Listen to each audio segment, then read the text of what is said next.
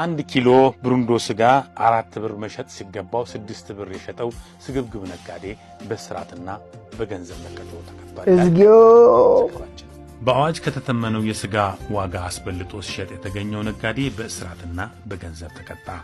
ተከሳሹ በአንድ ስጋ ቤት ውስጥ ተቀጥሮ ሲሰራ መንግስት የአሻጥረኛ ነጋዴዎችን ብዝበዛ ለመቆጣጠር ያወጣውን የዋጋ ተመን ደንብ በመተላለፍ ሆን ብሎ ግላዊ ጥቅሙን በመሻትና ህብረተሰቡን ለመበዝበዝ አቅዶ በመነሳት በ4 ብር መሸጥ የሚገባውን 1 ኪሎ ስጋ 2 ብር ጨምሮ በ6 ብር መሸጡን ለፖሊስ በደረሰው ጥቆማ ወዲያውኑ ነጋዴው እጅ ከፍንጅ ተይዟል። ተከሳሹ በፈጸመው ነውረኛ ተግባር ተከሶ ፍርድ ሸንጎ ቀርቦ ላጠፋው ጥፋትና ለጎዳው ህዝብ መካሻ ይሆን ዘንድ 100 ብር መቀጫ እንዲከፍል ወይንም በ2 ወር እስራት እንዲቀጣ ተወስኖበታል።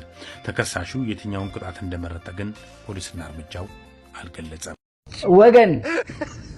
ወገን አሁን ነው ታይም ትራቨል የሚያስፈልገው ማለት በቃ አሁን መልሱኝ፣ በቃ ችግር የለውም 6 ብር ይውርብኝ መልሱኝ ወደዛ